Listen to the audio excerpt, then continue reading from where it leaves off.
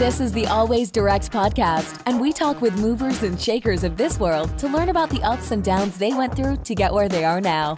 Let's get started with the show. All right. Hello, everyone, and I'm your host, John Rayan, and my guest today on the Always Direct podcast is Bob Spoerl.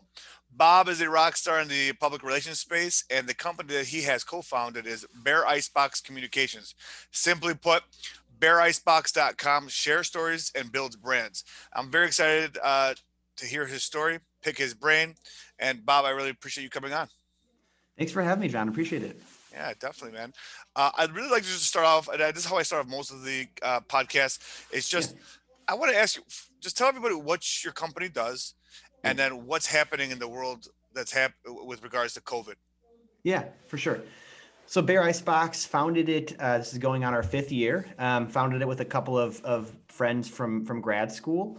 And Icebox is a public relations and content marketing company that focuses on primarily B2B services. So most of our clients are selling directly to other businesses.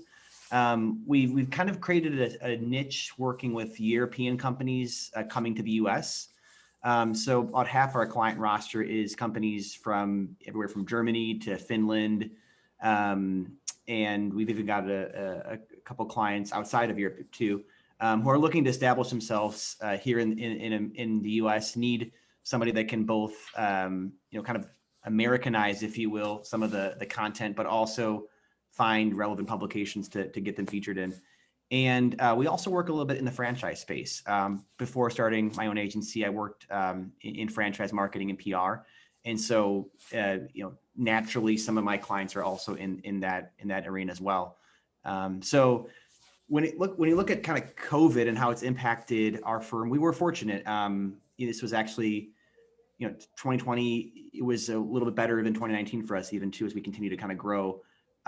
It wasn't the projections I maybe had hoped for, before the pandemic, but we were still able to retain a lot of our clients, kind of given what we do. I will say, initially the franchise space was hit pretty hard early on, especially March and April. Franchises, serving consumers, we noticed that was a bit of a challenge for them, just given that they couldn't necessarily get to somebody's house and do the services. But a lot of those clients picked up. And I do have a couple of clients in the industrial space that did quite well. I mean, I've got a client we worked with last year on a project that did safety equipment, and we started with them January 2020, and the campaign totally shifted, but they were supplying N95 masks and PPE and a necessary essential product offering. So it was really interesting to see kind of from our small but growing client roster, how COVID really impacted different industries in different ways, no doubt. Yeah. So what is your specialty? Like, what is the majority of your business is coming from Europe? So European people who want to emerge into the United States market, they use a company like yours to help get them publicity to get them market share in this country. Is that correct? Yeah, so I'd say it's probably about half of our roster now. And is that surprising to you when this happened, or is it? Yeah, I mean, it wasn't like something that I thought would be our specialty, but what kind of happened was, had one client from the Nordics, from Finland, that we did some great work for. They introduced us to somebody else. We started doing some workshops for people coming from the Nordics who would kind of come to New York City, and so I became a kind of PR coach for these workshops. And then, of course, you get introduced to folks coming. And so it kind of it naturally kind of extended from that. And I think what the niche, at least in that side of the business that we fill, is, a lot of these European startups, just like an American startup, they don't have endless amount of money, right? Some of them are bootstrapping. Some of them have got VC or seed money. They've got a limited budget. So our firm is small and flexible. And we're not charging tens of thousands a month and a retainer that maybe a larger firm is going to charge, but they're also getting to work directly with the founders of the company, with senior level people. And so I think they appreciate that too. So that's a big part of kind of what we do. And we've been able to kind of fill that niche and yeah, it's it's I think some of our American clients too have had folks say that they appreciate that we have a global perspective on things, because some of them want to expand beyond the U.S. So it kind of works both ways, right? The American clients sort of see the value in working with a firm like ours that has maybe a more of a global perspective potentially. Definitely. Is it mostly from Europe, or is there anywhere else in the world that you've worked with? So we've got a client in Russia that we've worked with. We've also got a client in Vietnam currently. That's the furthest time zones. So I've got clients in California and Vietnam. So 15-hour time difference between those clients. So I will say, as my wife says, can you put down your phone? I mean, it's not uncommon for you to get an email at 11 o'clock at night. I'm going to bed and then I'm waking up at 6, and seeing a bunch of emails. So it's not for everybody for sure, but I like the rush of working with global clients. I was fortunate kind of during college to be able to travel a lot. And so I think I just always had a passion for, learning new cultures and being a part of it. And I think that's a really important part of it, right? If you're not patient, it's going to be hard to work with clients. I can't tell you how many times, especially French clients, will tell me you're speaking too fast. And so I've got to turn my speed down about 100%. Especially being from Chicagoland. I mean, we talk fast, we move fast. Oh yeah. My gosh, it's just so. Yeah, time is money, baby. Let's go. Let's rock and roll. You got to keep it going. Where's a hustle? So okay, so that's interesting. All right, so with your American companies that you're working with, are you mainly doing media relations, trying to get them publicity? Are you trying to get influencers to come and rate their product and get them exposed? What's the main thing I know you have a lot of products that you sell on your services page here, but I mean, what is the majority of people using? Yeah, the bulk of what we do is media relations and content marketing and sort of a fusion of those. So, when I say media relations, thinking of the traditional, we've had clients in the New York Times, Washington Post, Fox Business, that kind of stuff. But also we're finding increasingly that clients want sort of an integrated campaign that focuses on PR, but maybe we create a white paper for them or research about their industry. So great example is we've got a client in the commercial real estate space, which, as it was trying in many ways during the pandemic for commercial real estate, right? Because especially if you're in the retail space, renting to a restaurant or renting to a store, it's tough. And so we did some reports on kind of the future of work and how it impacts commercial real estate, and we use that and dovetailed that to get some major publicity for them, citing the research we had done for them. And so we're seeing that work really well. It's not a new thing, but the reality is when you're able to create relevant content for media, as the pool of journalists and editors shrinks, they're looking for strong objective content. So if you can work with your client and create that for them, you've got an upper hand when you're pitching media. So we do a lot of that for our clients. Yeah. Oh yeah, that's huge. I mean, creating an opinion column that is strong and sound and backed up by actual data, and then giving them the credit for it so that they can then use it as their jumping off point. I mean, that's huge. So we're seeing a lot of that. I think we try to work with our clients on and sometimes push them and say, look, I know you want to say this, but this is what's going to get us better results, right? If we want to be thought leaders and deemed, relevant, educational, we got to walk that line between this is what I want to say and this is what's going to get us into media outlets. And it's always an interesting, delicate dance because, if I've got an announcement that says, I'm celebrating my 5th anniversary. Okay. Businesses do that all the time. But if I've got an announcement that says we've opened up our 100th location, all right, tell me more, and so I think it's a lot of that is kind of pushing back on clients and just, kind of being their voice of reason when it comes to editorial. And I think what helps is my background is in journalism. I went to Medill at Northwestern for journalism school, and then spent a little time as a reporter, and quickly realized I like the dark side of PR. I like spinning the story. And so I transitioned and, to the dark side, if you will. So, have you ever worked with any restaurants? Yeah, I actually work with a couple restaurants in Chicago. The restaurants that I work with currently been really fortunate. They've got a couple locations. They've done a lot of takeout, and they've been able to make ends meet. That's the best way to describe it, right? During the pandemic. I've also worked in the past with franchise restaurants too, more at the franchisor side, franchise development. Can you just dive into Yeah. that with me? I'm interested Yeah. in that part.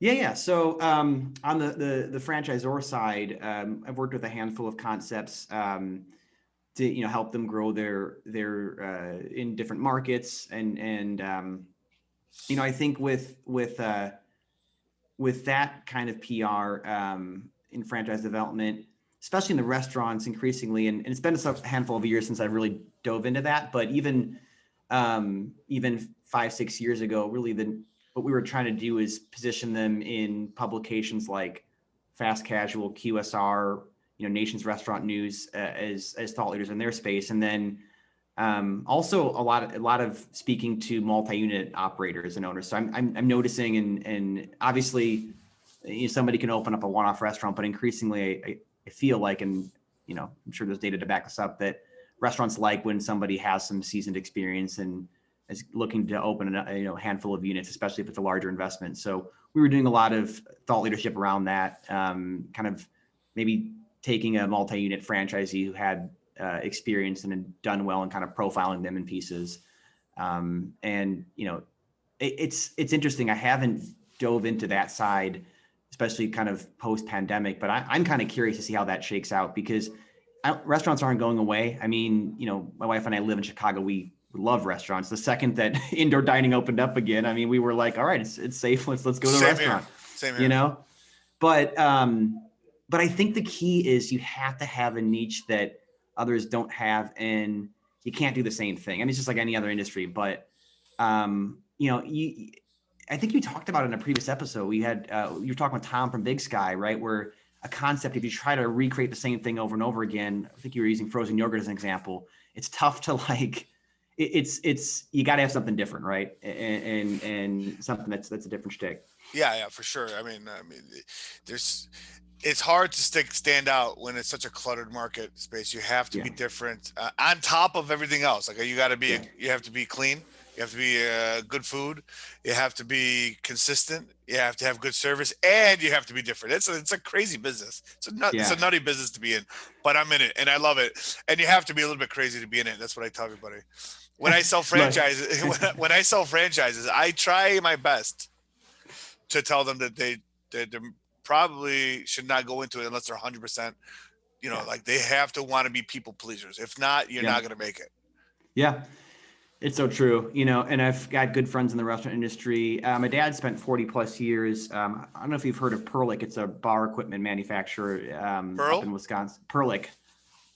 It's a bar equipment manufacturer. So he spent 40 years in the industry, and growing up, I would walk into restaurants and bars with him, and it's definitely a different world, but it's exciting. It's extremely nerve-wracking at times. Highs are highs, lows are lows. Right.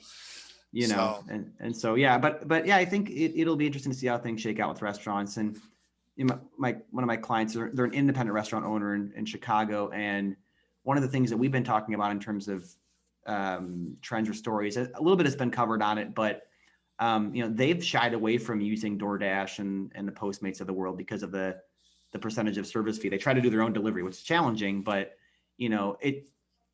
I think it's great that consumers are supporting restaurants during the pandemic, but you don't realize that some of those delivery fees that those third-party apps, it can get really pricey when margins are tight. It's the bane of my existence, my friend. The bane of my existence.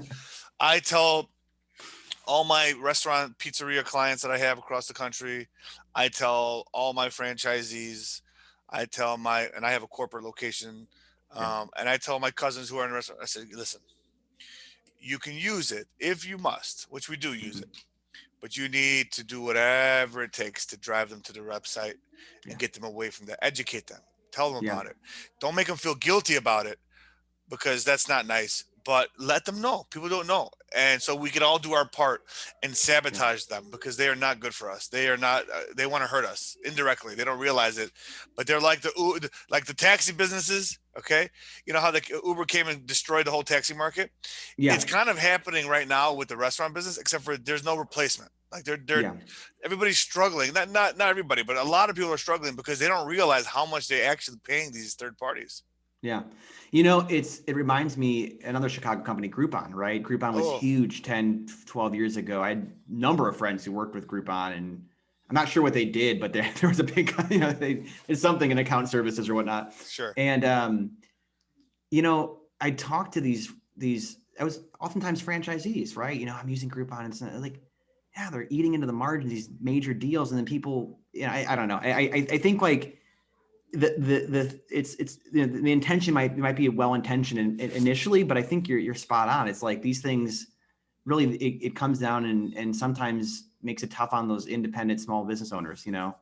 And again, so I take it this episode's not sponsored by DoorDash, right? this one is. No, this episode is sponsored by Always Direct There we go. Mail. If you need direct mail for your small restaurant or business across anywhere in the country, alwaysdirectmail.com. And There we go. my biggest piece of advice: don't use third parties, and if you do, make sure they can convert them. Yeah. Um, so tell me, let's just say you came across an ice cream company like Andy's frozen yogurt, which are Yeah. popping up everywhere. I don't know how they're making it. Even before the pandemic, I didn't know how they made it. Yeah. Um, uh, you know, so Andy's frozen yogurt, they got 6 locations out here in the Illinois area. I'm making this up. I don't know. How would you? And they hired your company. What would you do? And they wanted to get two parts. They wanted to get influencer marketing. Mm-hmm. They wanted also to get on as many national or regional magazines or articles or bloggers, as many as you can. How would you go about doing it, and how long does it take to actually start seeing results? Yeah, it's a great question. You put me on the spot, John. I like it. So I would say, okay, if I'm looking at it, am I looking at it from like the franchise or development side or like franchisee Well, consumer growth? your job is to you're no from the franchisor side, but it Yeah, all yeah. helps everybody, right? Yeah, right. That's a good question. So I think, in terms of let me answer the timeline question first, because is it possible to get traction in the first 30, 60 days? Yes. But I think realistically, and I know it sounds like me saying I want longer, I want more time, I want more money. But the reality is like PR it's a 3 to 6 month thing, I think, to really get things moving and get momentum. The client that I referenced earlier, where we were creating reports and kind of making them thought leaders, that took 6 months. Like we had to learn who they were. We had to understand their concept, really dig in, and then kind of move forward, and then you create the content. So I 3 to 6 months, I think, is any kind of firm you're working with. That's going to be the, you might have a 20 to 30 day ramp up period, and you'll see results initially, but I think 3 to 6 months is until you're kind of really in the groove. But with a concept like that, I mean, I would say on the development side is what I would want to know is like, is there a market long-standing for this? Because franchisees are going to want to know, 5 years from now, is frozen custard the next big thing? If it's not, or if there's not data showing that people are interested in this, like it's going to be a lot harder to sell it. So, I'm really a firm believer in kind of using data and or creating your own data. So one thing you might want to do with a client like that is do a national survey, right? Invest in some market research to help tell your story, and then create a headline that says, there's a gap in the market for this, and this, and then you can say this concept is filling that gap. So the custard example, I do think we'll see a renaissance of people wanting to get out of their house and do things. So I think in the short term, concepts that are experiential like that, I think you could kind of play up that and do some research around that and do a campaign. Another thing that might be fun to do is like take that concept and maybe do a give back. So maybe you drive to around and maybe there's like homeless shelters or like foster care centers or something like that. That could be interesting too, like shelters. I could see that being a really cool you don't want to make it a publicity stunt, but I think if you're helping others out of the kindness of your heart, that's the kind of stuff that plays well too. Yeah. You So, got to be yeah, careful not to be seen as like you're just doing this to get right, publicity. It's a right. delicate balance that that's your specialty. That's where you come in. Yeah, but I think, the key in terms of the influencer side, the influencer marketing we do, increasingly, 10 years ago, it was a lot easier to get somebody to do something like a quid pro quo where you say, hey, we'll give you, I don't know, a bunch of free ice cream, and then can you write this nice post about us? Sure. It's not happening as much. I think there's a lot of this is sort of sponsored activity where you find an influencer, but you've probably heard the term, John, like micro influencers, working with folks that don't have a major following, but Yeah. they're 5, maybe 10,000, 20,000. Yep. And so I think, sort of creating a groundswell with micro influencers would be the way to go. Maybe you look at target markets of growth and you find these folks in these areas that talk about Andes or talk about this frozen custard concept. You create the groundswell, and then, you go out with an announcement that says, we're looking to grow in Bloomington, Illinois. And you've already got a couple pieces of press from these influencers or positive pieces of social that you can share. So that would be my take just initially without going too into the weeds. Hopefully that answered your question, John. Yeah, definitely. No, you did. I mean, listen, it's each of your projects, you probably, and you correct me if I'm wrong, you probably jump into it. Like, let's say you're dealing with a restaurant individual or a franchisor, or you're dealing with an ice cream shop, or you're dealing with a company coming. You got to first ask a million questions, figure out what they want to do, what they're looking for, and then you create.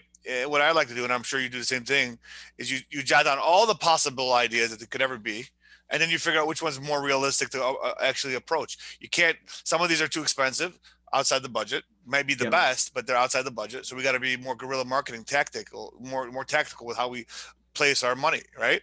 Yeah. So with these, I want to go back to these micro influencers, because I think that's huge. Because if I have a podcast channel, I have a podcast on YouTube. I barely have any subscribers yet. We just started about 7 months ago. We're going to start ramping up actually promoting it. Yeah. But we have thousands of people that we email our podcast to, and they read the article. It's like a newsletter stuff, and they watch it. And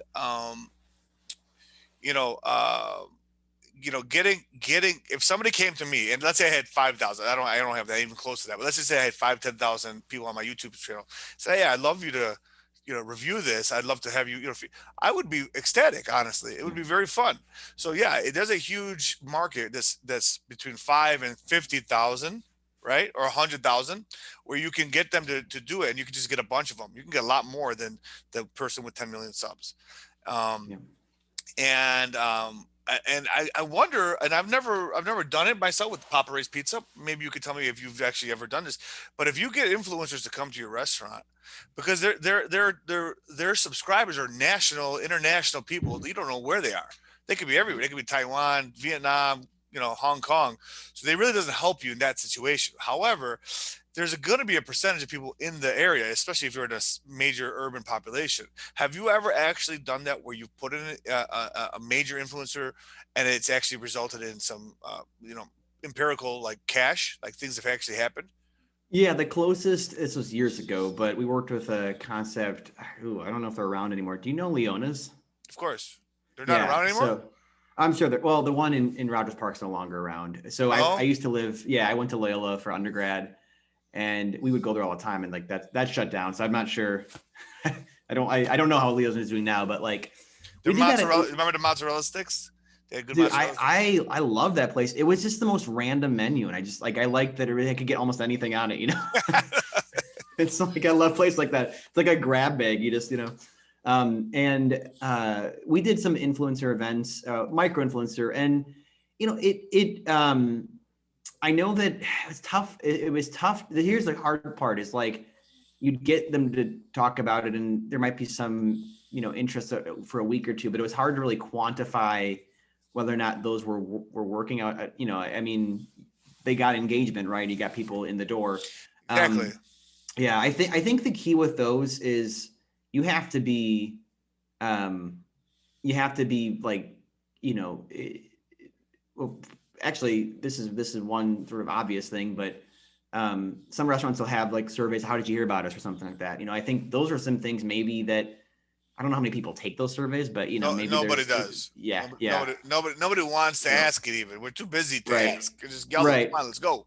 yeah. And so one thing what you could do too is maybe there's like a menu item that the influencer, like I haven't done this, but like it's the influencer's favorite drink or their favorite pizza slice, right? And then you get people coming in and asking for it. Well, darn well they're coming from that influencer, Oh like a yeah, secret, yeah. like a secret menu item or something, that could be Yes. interesting. I could see that being kind of Yes. fun, you know. Yes. That's a great idea. So I don't know. We'd have to find the right influencer though. It'd have to be, yeah, they could be a lot Yeah, of yeah. fun No, though. no, I can imagine. Like, you got somebody and you can get, this is a special, we made this special slice. We don't have this on the menu. Nobody's going to ask, nobody's going to mention it to Right. you. It's called pepperoni bacon à la fond or something like that, right? Just some Yeah, silly name. right. And then people come and be like, can I get the pepperoni à la fond? And you're like, oh my God, it's starting to Yeah, work. dude, you should try it. That would be a really cool way to track if it's working. Find an influencer. Do something like the ginger slice or something. We can try it with me. Just like, Yeah, there you go. just put like one ginger root or something on the. Yeah. What? Yeah, we'll put carrots on the pizza, like There you go. shaved Yeah. carrot. So I did not want carrots on my pizza. yeah, no. You know what? There's a lot of, what's great about pizza, of course, you already know this, but what's great about pizza, you can like literally put anything on it. I can make a chicken noodle soup pizza, with celery, carrots, boiled chicken, and make it taste delicious. I mean, it's I can see unreal. that. Yeah. Yeah. So check it out. Last question for you, and I'll let you go back to work or whatever you're doing today. What does it cost? So obviously, if you're bringing somebody in from Europe, that's a different ballgame. That's a lot of work. Yeah. Let's say you have an independent pizzeria in New York, New Jersey, Yeah. and you're national, of course, right? You do anything in the country, right? Yeah. So actually, most of my clients are not in Chicago. I've got a couple, but yeah, I've got a lot. California, New York, and Chicago. A lot of the coast at this point. Just again, coincidental, but yeah, I think the coast and Chicago, right? But we can work anywhere. Yeah, well, that's how our business, all of our direct mail marketing business and digital marketing business for restaurants is almost all of it's in the East Coast. I don't know why. I think it's just a densely populated independent pizzeria area. But how much would it cost, roughly, right, to get to hire your firm to get national PR or magazine, regional national PR plugs, and what would it cost for micro influencer targeting? Yeah, a great question, and I'm happy to answer. I think with the caveat that earned media is never like a guarantee. So it's really cheesy, but I was told that you pay for advertising and you pray for PR. So maybe you do a little prayer, but you also maybe give us some money. We help out, but and seriously, like I would say our clients that are on a retainer, typically you're looking at, starting at maybe 2 to 3K per month, looking at a 3 to 6 month campaign. We can do some damage on striking it with some national PR, again, with the caveat that the client has an interesting story, that they're thinking outside the box, and we work with them on that. But we're probably on the lower end for PR, and I think I'm very formulaic about it. Is we've got a certain set of hours we give to the campaign.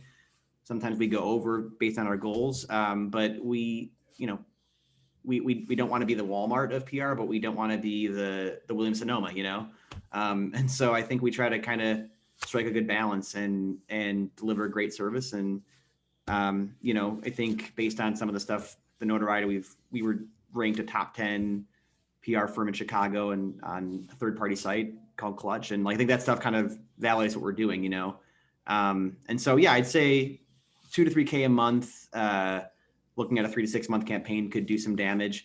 We've done things for less. We've done things for more.